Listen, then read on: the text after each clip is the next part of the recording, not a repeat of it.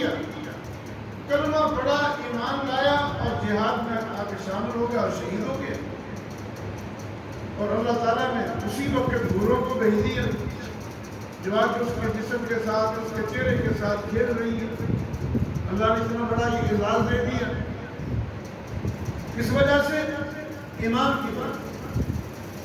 تو ایمان جو ہے نا، یہ معمولی چیز نہیں ہے، ایمان بہت بڑا قیمتی ہے جو اللہ نے ہمیں عطا فرمایا، ہمیں قدر نہیں ہے، کیونکہ ہم مسلمانوں کے گھر پیدا ہو گئے، ہمارے ماں باپ نے ہمارے کان میں اذان دلوا دی، بڑے ہو گئے تو دینی ماحول مل گیا، مسلمان بن گیا، لیکن ہمیں قدر نہیں ہے کہ ایمان جو ہے نا یہ کتنا بڑا قیمتی ہیرا ہے، ہمیں اس کی قدر نہیں ہے۔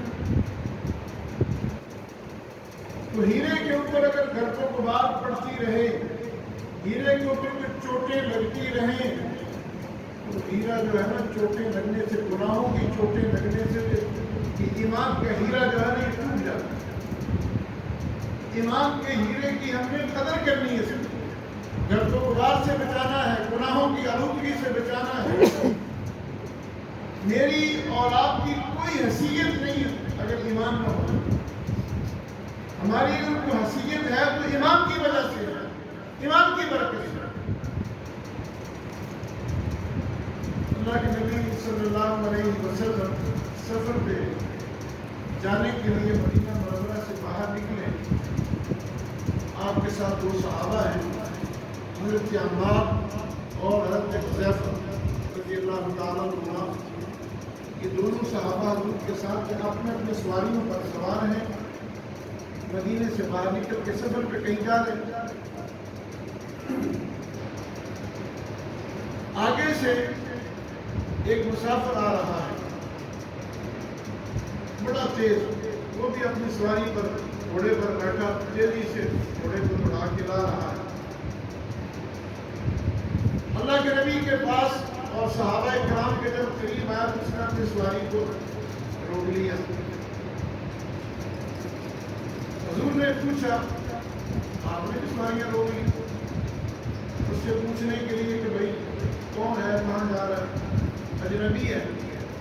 جب اس نے سواری روک لی، آپ نے بھی سواری روک لی۔ حضور نے پوچھا کہ بھائی کون ہے، کہاں جا رہا ہے؟ اس نے بتایا کہ فلاں جگہ سے آیا ہوں، مدینہ منورہ جا رہا ہوں۔ پوچھا کس غرض سے؟ کہ جو مسلمانوں کے پیغمبر ہیں ان سے ملنے کے لیے جا رہا ہوں۔ حضور نے پوچھا کس غرض سے؟ ان کو تو ملنے جا رہا ہے، کس غرض سے جا رہا ہے، کیا کام ہے؟ جب کہ ایمان قبول کرنے کے لیے جا رہا ہے، ان کے پاس ان کے ہاتھ پر اسلام قبول کرنے کے لیے جا رہا ہوں۔ حضور نے فرمایا کہ تیری مراد پوری ہو گئی۔ وہ سمجھ گیا کہ یہی اللہ کے پیغمبر ہیں۔ تو حضور صلی اللہ علیہ وسلم نے اس کو سواری پر بیٹھے بیٹھے کرنا پڑھایا اور وہ مسلمان ہو گیا۔ وہ بھی سواری پر سوار ہے، آپ بھی سواری پر سوار ہے، کلمہ پڑھایا اور مسلمان ہو گیا۔ اب اس نے سوچا کہ میرا مقصد تو پورا ہو گیا ہے، میں تو اللہ کے نبی کے ہاتھ پر اسلام قبول کرنا چاہتا تھا اور وہ میں نے کر لیا۔ اب اللہ کے نبی سفر پہ جا رہے ہیں تو میں ان کو کیا تکلیف دینا چاہتا ہوں، ٹھیک ہے میں بھی واپس چلتا ہوں۔ کئی لوگ ہوتے ہیں وہ اگلے کی مجبوری نہیں دیکھتے، وہ اپنے فائدہ سے کرتے ہیں۔ کئی دفعہ ایسا ہوتا ہے کہ میری طبیعت کافی خراب ہوتی ہے، لیٹا ہوا ہوتا ہوں، کوئی آ جاتا ہے بچے کو بند کرانے کے لیے، یہ سب آ کے بند کر دیں۔ اگر میں کہہ دوں کہ میری طبیعت ٹھیک نہیں ہے، اگر وہ ہماری شفیق صاحب سے جواب نہیں کہ آپ ٹھیک کرو، آپ بس تھوڑی دیر کے لیے باہر آ جائیں، دم کر دیں۔ کل میں جا رہا تھا، گاڑی میں بیٹھ گیا، ایک آدمی کا فون آیا کہ بچہ رو رہا ہے، اور مجھے وہ ٹیلی فون پہ سنا نہیں رہا ہے بچہ رو رہا ہے۔ کہیں میں ڈرائیور روڈ پہ رہتا ہوں، ابراہیم مسجد کے قریب، تو بچے کو میں نے دم کروانا ہے، میں تو بھی جا رہا ہوں۔ آپ ظہر کے بعد آ جائیں. کہ لگا نہیں بس آپ انتظار کریں گے میں آ جاتا ہوں, یہاں کے بعد بارش ہو رہی ہے. کہتا کوئی نہیں, میں آ جاؤں گا. یعنی اب اس کو میں نے بتا بھی دیا کہ میں جا رہا ہوں سفر کے, ظہر تک امید آ جاؤں گا. لیکن وہ اصلاح نہیں کر رہا کہ نہیں. پھر میں جب واپس آیا تو میں خود وہاں چلا گیا ان کی دکان پہ. میں نے کہا بچے کو لاؤ بند کر دیتا. بڑے خوش ہوئے کہ ایک صاحب خود آ گیا ہمارے کہتے گھر چلو. میں نے تو گھر بولا تو تنگ ہے, گاڑی نہیں جاتی اور مجھے پیدل چلنا مشکل. بس تو بچے کو یہاں لے یہاں میں بند کر دیں. سمجھدار لوگ تھے. اس آدمی نے سوچا کہ میرا کام تو ہو گیا ہے, اب میں مدینے کس کے پاس جاؤں گا, کیا کروں گا. چلو میں اپنے واپس جاتا ہوں. حضور سے اجازت لی کہ رسول اللہ مجھے اجازت ہے میں چلا جاؤں. حضور نے فرمایا کہ اجازت. کیونکہ حضور بھی تو سفر پہ جا رہے ہیں. جب اس نے اپنی سواری کو موڑا پیچھے کی طرف گھمایا اس نے سواری کو, اتفاق سے اللہ کی شان کو اس کے گھوڑے کا جو پاؤں تھا نا وہ ایک سوراخ میں پڑ گیا. کیونکہ وہ سڑک تو بڑی ہوئی تھی, اچھا رستہ تھا, تو اس کا گھوڑے کا جو ہے نا پاؤں وہ کسی سوراخ میں پڑ گیا. جیسے ہی وہ گھوڑے کا پاؤں سوراخ میں پڑا تو گھوڑا جو تھا وہ منہ کے بل نیچے گرا. جب گھوڑا منہ کے بل نیچے گرا تو وہ سوار جو تھا, مسافر جو تھا, وہ بھی منہ کے بل گرا نیچے. اور گرتے ہی اس مسافر کی گردن کی ہڈی ٹوٹ گئی. مار کہتے ہیں کہ ہم نے اپنے گھوڑوں سے چلانے لگا دی. ہم نیچے تھوڑی طرف اتر کے دیکھا تو اللہ کو پیارا ہو گیا. حضور نے تشریف لے آئے, گھوڑے کا اپنی سواری سے نیچے اتر کے حضور بھی آ گئے. جب حضور نے آ کے دیکھا اس کو ذرا غور سے اس کی طرف دیکھنے لگے تو فوراً حضور نے اپنے چہرے کا رخ پھیر دیا, چہرہ دوسری طرف کر دیا. حضرت عمار کہتے ہیں کہ ہم حیران ہو گئے کہ ابھی تو یہ مسلمان ہوا ہے, تو حضور نے اس کے چہرے سے منہ کو پھیر لیا. ہم نے پوچھا رسول اللہ کیا وجہ ہے, آپ نے اس نوجوان کے چہرے کی طرف سے منہ کیوں پھیر لیا. حضور نے فرمایا کہ میں نے جب اس کے چہرے کی طرف دیکھا دیر نہیں لگی, ابھی وہ نیچے گرا ہے اور یہ حضرات کی اپنی سواریوں سے اتر کے آ گئے ہیں, تو عرش والا حرکت میں آ گیا. فرمایا کہ میں نے دیکھا کہ جنت کی 2 حوریں اس کو جنت کے پھل کھلا رہی ہیں, جنت کے پھل لے کے آ گئی اس کے. فرمایا کہ لگتا یوں ہے کہ مسافر بھوکا تھا, دور سے بیچارہ سفر کر کے آیا تھا, اس کو بھوک لگی ہوئی تھی, اس لیے فوراً جنت کی حوریں جو ہیں اس کے لیے جنت کے پھل لے کے آئے. کوئی نیکی نہیں کی, کوئی نماز نہیں پڑھی, کوئی عمل نہیں کیا, لیکن جنت کے دروازے کھل گئے, جنت کی نعمتیں آنی شروع ہو گئی, صرف اس وجہ سے ایمان کی دولت. ایمان جو ہے نا, ایمان یہ بہت بڑا قیمتی ہے. اللہ کا شکر کرنا چاہیے ہمیں کہ اللہ نے ہمیں ایمان کی دولت دی. یہ ایمان کی دولت اتنی قیمتی ہے اور اتنی طاقتور ہے کہ مخلوق کو مسخر کر دیتی ہے. مخلوق جو ہے مسخر ہو جاتی ہے ایمان کی دولت کی وجہ سے. تیسرے بات میں آتا ہے قادسیہ کی جنگ جو تھی, صحابہ کرام وہاں گئے تو آگے دریا تھا, دریا کے دوسری طرف دشمن کی فوج تھی, دریا ٹھاٹھے مار کے چل رہا تھا.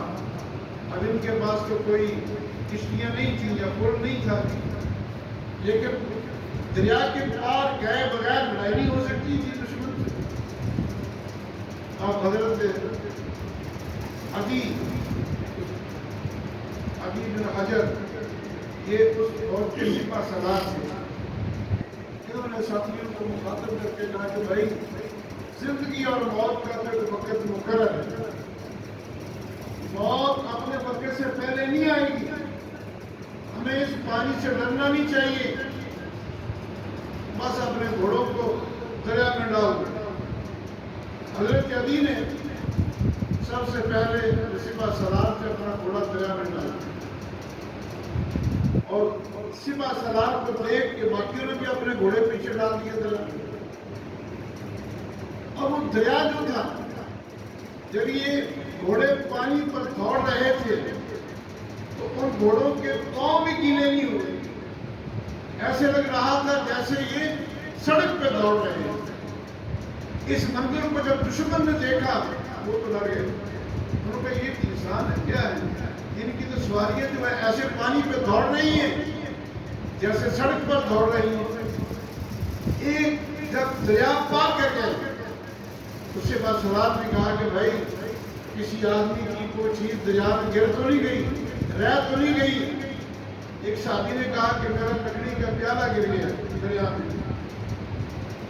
تو تھوڑی دیر کے بعد دیکھا کہ پانی کی چھت آئی اور اس نے وہ پیالہ باہر پھینک دیا. یعنی یہ لوگ جو تھے ان میں کیا چیز تھی؟ ایمان کی طاقت, ایمان کی قوت تھی. ایمان کی طاقت کی وجہ سے پانی بھی مسخر ہو گیا, ان کے تابع ہو گیا. یہ مخلوق ہے, تابع ہو گیا. اسی طرح بہت سارے صحابہ کرام کے واقعہ جب مصر فتح ہوا, مصر جب فتح ہوا تو مصر میں یہ ایک رواج تھا,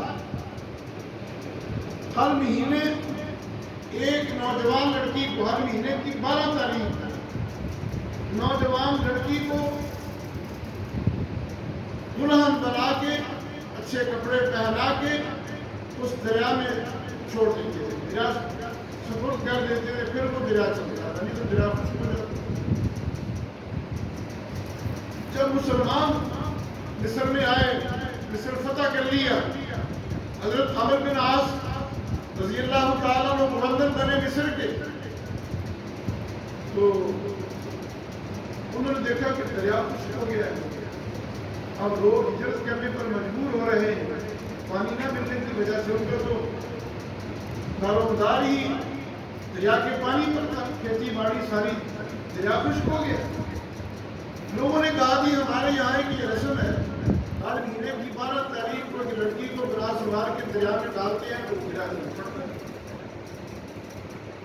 انہوں نے فرمایا کہ اسلام کو عمرو بن عاص نے فرمایا کہ اسلام کو اس بات کی اجازت نہیں ہے. ایک بات ہے کہ جیسے آدمی کا ذہن بن جائے نا اللہ ویسے ہی کر دے گا.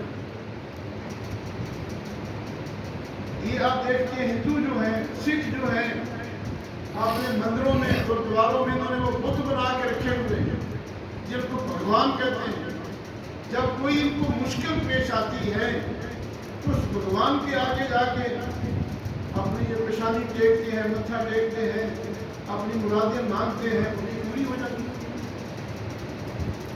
اس پتھر کو انہوں نے گھڑ کے, ایک بڑا سارا پتھر ہوتا ہے, اس پتھر کے اوپر ایک مستری بیٹھتا ہے, چھینی لے کے, تھوڑا لے کے وہ اس کو اس کا ناک بناتا ہے, منہ بناتا, کان بناتا ہے, سر بناتا ہے. اگر کوئی سر ٹوٹ جائے تو پھر وہ دوبارہ شروع کر دیتا ہے. وہ پتھر کا انہوں نے بت بنایا ہے, اس کو وہ خدا مانتے ہیں اور اس سے مرادیں لا کے مانگتے ہیں اور ان کی مرادیں پوری ہو جاتی. کیوں؟ حدیث قدسی ہے, اللہ تعالیٰ فرماتے ہیں کہ میرا بندہ جیسے میرے بارے میں گمان کرتا ہے میں ویسے ہی کر دیتا ہوں. کرنے والی اللہ کی ذات ہے لیکن اس ذریعے سے ہو رہی ہے جو ان کا عقیدہ.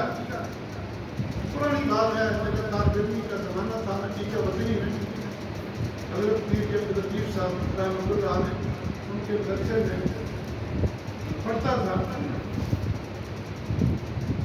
تو سوال کے قریب ایک چک ہے, وہاں میری وہ نانی لڑکی تھی, نانی کی بہن تھی میری, وہ میری چھوٹی بہن کا رشتہ بھی ادھر ہوا تھا. تو میں ان کو جمعرات کو, جمعے میں چھٹی ہوتی تھی جمعے کو درسے میں, تو میں جمعرات کو چلا گیا ان کو ملنے کے لیے. جب میں نے دیکھا کہ وہ ایک دیوار کے اندر ایک بنایا ہوا ہے جگہ انہوں نے، اس میں نا وہ دیوے جلا کے رکھے ہوئے، چراغ جلا کے رکھے ہوئے جناب۔ تو میں نے کہا کہ نانی جان یہ کیا ہے، یہ دیوے کیوں رکھے ہیں جلا کے؟ کہنے کہ جمعرات کو روحیں آتی ہیں، میں کہ بلب جل رہے ہیں، تو بلبوں کی روشنی زیادہ ہے، دیووں کی روشنی زیادہ ہے؟ کہتے کہ نہیں، بس جب بجلی نہیں آئی تھی تو یہ دیووں پہ رواج ہوتا تھا، یہ چراغ جلا کے رکھتے۔ تو میں نے کہا کہ نہ جلائے تو پھر کیا ہے؟ میں نے کہا روحوں نے گھر میں آ کے کرنا کیا ہے؟ اگر تو وہ روح ایمان والی تھی، نیک تھی، تو وہ تو اس قید سے نکل گئی۔ اللہ کے نبی نے فرمایا کہ الدنیا سجن المؤمن و جنت الکافر، دنیا مومن کے لیے قید خانہ ہے اور مومن اور کافر کے لیے جنت ہے۔ مومن کے لیے قید خانہ کیوں ہے؟ کہ مومن شریعت کی حدود میں گھرا ہوا ہے، قید ہے، شریعت کی حدود کو توڑ کے باہر بھی نہیں کر سکتا، مرضی نہیں کر سکتا۔ شریعت کی حدود جو ہے نا وہ ان کے اندر، ان کے دائرے میں رہ کے کام کرے گا، یہ قید ہے شریعت کی حدود کے اندر۔ اور کافر جو ہے اللہ نے اس کے لیے جو مرضی کرے، جو مرضی نہ کرے۔ تو اگر نیک روح تھی وہ دنیا سے چلی گئی، اس قید خانے سے نکل گئی، اب وہ دوبارہ اس قید خانے میں کیا لینے آئے گی؟ جنت کو چھوڑ کے یہاں کیا کرنے آئے گی؟ اور اگر وہ بری روح ہے تو اس کو جہنم کا عذاب ہو رہا ہوگا، تو اس کو فرشتے جنرات کو تھوڑا چھوڑ دیں گے، جا کے گھر چکر لگا کے آنا، وہ تو عذاب میں پھنسا ہوا ہو کر یہ تمہارا عقیدہ صحیح نہیں۔ میں نے کہا غلط ہے، یعنی کہ نہیں، اگر ہم یہ چراغ نہیں جلائیں گے نا جمعرات کو، ہماری بھینسیں دودھ نہیں دیں گی، بھینسیں ہماری دودھ نہیں دیتی اگر چراغ نہیں جلاتی۔ میں نے کہا چلو اچھا آج یہ بھی دیکھتے ہیں۔ میں نے وہ چراغ اٹھائے اور باہر وہ سہاگا پڑا ہوا تھا زمیندار میں، تو وہ سہاگا وہ پڑا ہوا تھا، میں نے وہ چراغ اٹھا کر وہ سہاگے پر مار کے توڑ دی۔ تو نانی میری کچھ شفا تو نہیں، میں نے دیکھنا ایسے دودھ دی گئی، دیکھنے کے میں نہیں کری، مگر اس کے بعد جب وہ پیسوں کا دودھ نکالنے لگے تو لگ گئی، پیسے تو بچے بیٹھنے نہیں دے، کھنوں کو ہاتھ لگاتے ہیں، وہ چھلانگ لگا کے ہو جاتی ہے، کیا لگی ہم دینا یہ بچہ دودھ نہیں دیتی ہم ٹھیک ہے کے ٹھیک ہو جاتی ہے۔ میں نے وہ جوتا مارا اور جوتا مار کے میں نے ساتھ ان کے بنی ایک بیل کے سر میں اور تھوڑا پانی دم کر کے میں نے ان کو چھینتے ہوئے، میں نے کہا ذرا دیکھو، آپ دیکھو کھڑی ہے آرام سے دودھ نکالی ہے، کیا لگی چکر کی ہے، میں کہ شیطان ہے، شیطان آ کے بھینسوں کو جو ہے نا وہ ہلاتے ہیں، کھڑی نہیں ہونے دیتے، ہمارے عقیدے بگاڑنے کے لیے۔ جب میں نے جوتے مارے تو شیطان بھاگ گئے، جب پانی کم کر کے چھیننے لگا تو شیطان بھاگ گئے۔ یہ تاکہ عقیدے خراب کرنے کے لیے نا شیطان ایسے کام کرواتے تاکہ یہ صحیح عقیدے بنوائے، اس کے بعد میں وہ عقیدہ ٹھیک ہو گیا، پھر وہ جلانا چھوڑ دیا۔ اب بھی آپ نے دیکھا ہوگا کئی جگہ جو لوگ جمعرات کو چراغ جلاتے ہیں، تو جیسا کسی کا عقیدہ ہوگا نا ویسے ہو جاتا ہے۔ تو مصر والوں کا یہ ان کے ذہن کا عقیدہ کہ اگر ہم نے لڑکی نہیں یہاں ڈالیں گے تو پانی ہو جائے گا، اور نبی ایسی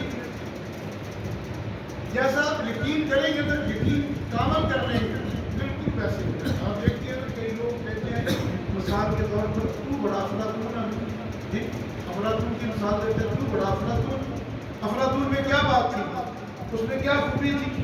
یہی خوبی تھی کہ اس کا عقیدہ بڑا مضبوط، وہ جس بات کا تصور کرتا تھا نا، یقین کرتا تھا، وہ کام ہو جاتا تھا۔ مثلا وہ اس میں بیٹھے تصور کیا اور یقین کر لیا کہ یہ دیوار میرے پاس چل کے آ رہی ہے، دیوار چل کے آ جاتی ہے۔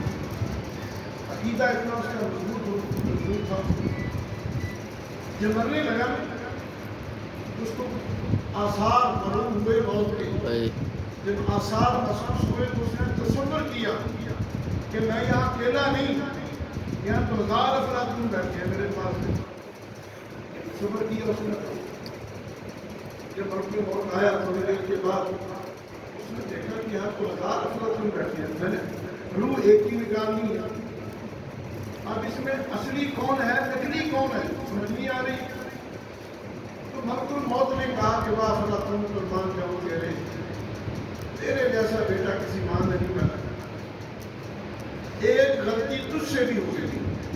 جلدی سے بولا کون سی؟ کہنے لگا یہی جو تو بول پڑا ہے یہی غلطی. وہ تو باقی اس نے بولنا نہیں تھا، اصل نہیں بولنا تھا. یعنی اس کا تصور ہوتا تھا. جب وہ تصور قائم کرتا تھا یقین کے ساتھ کیونکہ وہ مصر والوں کا بھی یہ عقیدہ بن گیا تھا کہ جب تک لڑکی دریا میں نہیں ڈالیں گے تو پانی نہیں آئے اور نہیں آتا تھا. حضرت عمر کو خط لکھا حضرت عمر بن عاص رضی اللہ تعالیٰ عنہ کہ یہاں ایک رسم ہے کیا کریں. حضرت عمر نے خط لکھا دریا کے نام فرمایا کہ اگر تو اللہ کے حکم سے چلتا ہے تو پھر چل ورنہ ہمیں تیری ضرورت نہیں ہے. اور اعلان ہو گیا مصر میں کہ حضرت عمر نے امیر المومنین نے خط لکھا. خط بھیجا دریا کے نام. وہ حیران تھے کہ دریا کے نام خط آیا. ہزاروں لوگ آگے دیکھنے کے لیے. جیسے ہی وہ خط دریا میں ڈالا لوگوں کے دیکھتے ہی دیکھتے دریا میں کئی فٹ پانی آ گیا. تو اس کے بعد دنیا میں دریا خشک ہوتے ہیں لیکن وہ دریائے نیل جو ہے نا اس کے بعد خشک نہیں. اس وقت سے لے کر آج تک ویسے ہی چل رہا. حضرت عمر کا حکم آنا وہ رکا جو تھا نا دریا میں ڈالا گیا تو اب اس کی حضرت عمر کے اندر کیا طاقت تھی کہ دریاؤں کا حکم مان رہا ہے پانیوں کا حکم مان رہا ہے. کیا طاقت تھی؟ ایمان کی بات، ایمان کی قوت. مدینہ منورہ میں آپ کھڑے ہیں زلزلہ آ گیا زمین کانپنے لگی. حضرت عمر نے زور سے اپنا پاؤں مارا ایڑی ماری زمین کے اوپر اور کہا کیوں کانپتی ہے؟ کیا تیروں کو عمر نے انصاف نہیں کیا؟ وہی زمین رک گئی. پوری دنیا میں زلزلے آتے ہیں لیکن اس کے بعد آج تک مدینہ میں زلزلہ نہیں آیا. چند مہینے پہلے آپ نے دیکھا ترکی میں شام میں کتنا بڑا زلزلہ آیا. ہمارے کوٹے میں زلزلہ آیا. اسلام آباد ادھر وہ کشمیر کے علاقے میں چند سال پہلے زلزلہ آیا. لیکن مدینہ منورہ میں اس کے بعد آج تک زلزلہ نہیں آیا. زمین حکم مان رہی ہے. ایمان کی طاقت ہے، ایمان کی قوت ہے. کسی نے آ کے کہا حضرت عمر کو کہ فلاں پہاڑ سے جو ہے نا وہ لاوا پھٹا ہے آگ نکل رہی ہے اور وہ آگ کا لاوا مدینے کی طرف آ رہا ہے. عمر نے فرمایا کہ میری چادر لے جاؤ. اس چادر سے اس کو پیچھے ہٹاتے جاؤ. اور چادر لے گئے اور چادر جا کے وہ حالت بڑی آگ تھی جو مدینے کی طرف آ رہی تھی پہاڑ سے نکل کے. تو ایسے جیسے کوئی آدمی چادر سے کسی چیز کو پیچھے ہٹاتا ہے ایسے وہ ساتھی چادر لے گئے اور اس سے پیچھے اور وہ آگ پیچھے ہٹی گئی اور جہاں سے پہاڑ سے وہ نکلی تھی وہیں اس کے اندر دوبارہ جا کے چادر ہو گئی. اور عمر کی چادر دیکھ کے وہ آگ پیچھے ہٹ گئی.